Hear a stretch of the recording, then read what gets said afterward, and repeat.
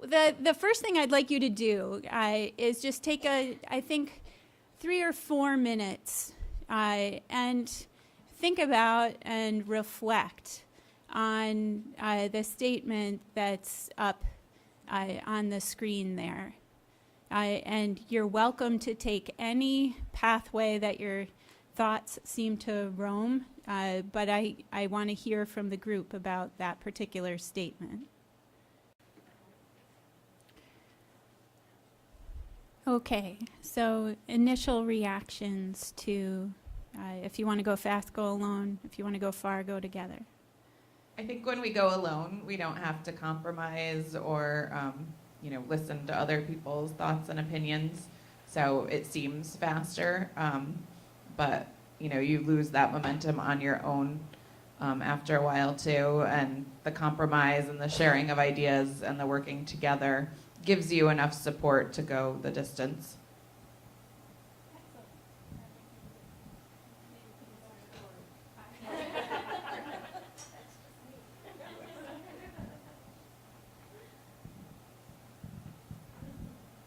I teach biology, so from that perspective, it's I think of diversity, and so the more complex and diverse you have, the more is going on, the more that's happening. So going alone is like monocropping.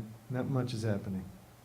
I wrote about diversity too. I said deep and diverse requires many perspectives and many minds.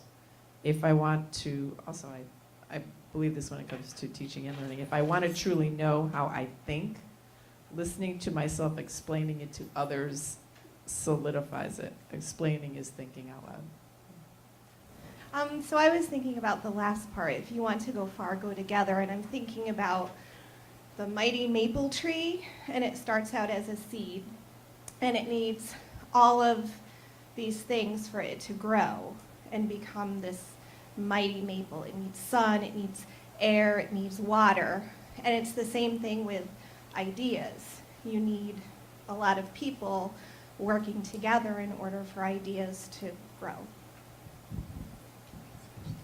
It's interesting that we all have a quote that goes with it, but when I read this, I thought of the dwarf standing on the shoulders of giants and how this is about collaboration. And if we collaborate, we can take whatever we're doing, and in teaching science, that's how scientists work. We each put a piece of the puzzle together to get one complete piece of product. After I read it, I thought, sometimes. I think it's situational, and I agree with what everybody has said so far. But what about a road trip? If I want to go fast, I don't want to go alone. I want to be able to trade off with somebody. And sometimes I don't want to, if I want to go far, I don't want to go together because I don't want to stay in the car with all those people. I was thinking about if we want to go far, to go together, how interconnected we all have to be in order to solve big problems.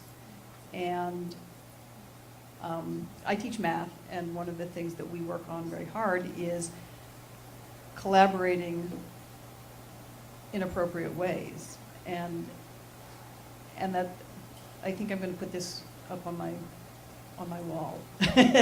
Just one more thing up on the wall. Yeah, this one you can unpack for a good while.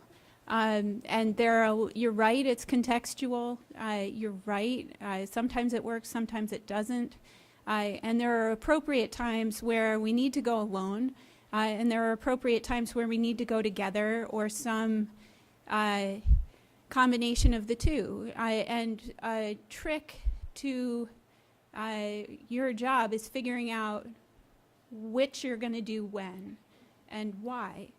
And in that way, taking some time to really think about and reflect on communities and partnerships is worthwhile, to see where it can take you in terms of thinking about sustainability, in terms of thinking about the systems within which you operate, and your goals. My name is Susie Huminski. No one calls me Suzanne except for my mom, and that's only when I'm in trouble.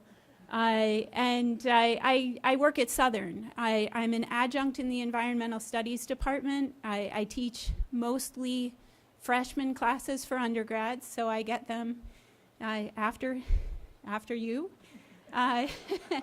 And I also, upon occasion, teach a graduate class in our environmental education master's program. Towards the end, I'll give you a little bit more information about the program, but it is an interesting resource. I'm also an alum. We have a science education master's program and a 6-year program for science education as well. This contact information will be on the Blackboard website. The door is always open to contact me. If you have questions, even if you consider them to be of the novice variety, something kind of silly or a little bit, I'm not so sure I should ask it, please do. It probably means that others have the same question.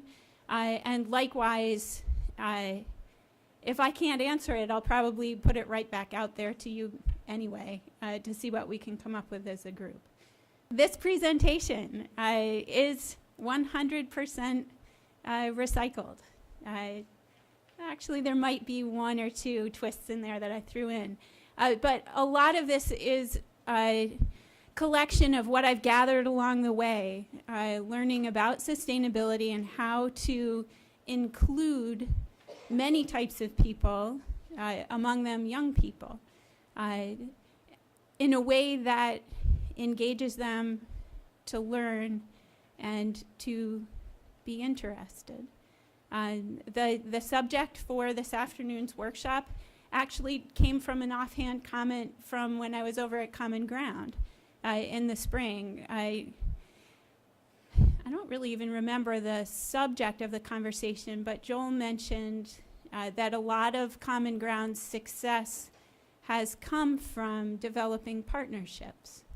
And it really struck a chord with me as being something to work on and something to think about and something to develop not only at Southern, but along the way with programs that Southern is involved with. So thanks, guys. And as well, this group, together we're much smarter than just one single person would be, and much more insightful. So this is a conversation. It's not me spilling content at you. So the content is intended for you to think about, reflect upon, and to engage as well. Some of the many, a few of the many different collaborations that I've had over the last 4 or 5 years, which have helped me think about sustainability, think about teaching sustainability, and to think about the value of partnerships and communities. When I started with sustainability, it was in the context of higher education. And Southern had signed on to a pledge to become carbon neutral by 2050. And this has grown into a pledge.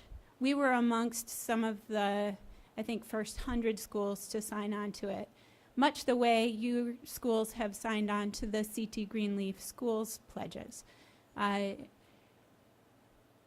The pledge involved several action items, some of them simple, some of them a bit larger, some tangible. We will pledge to buy Energy Star appliances as we go along. Others more along the lines of how are we going to plan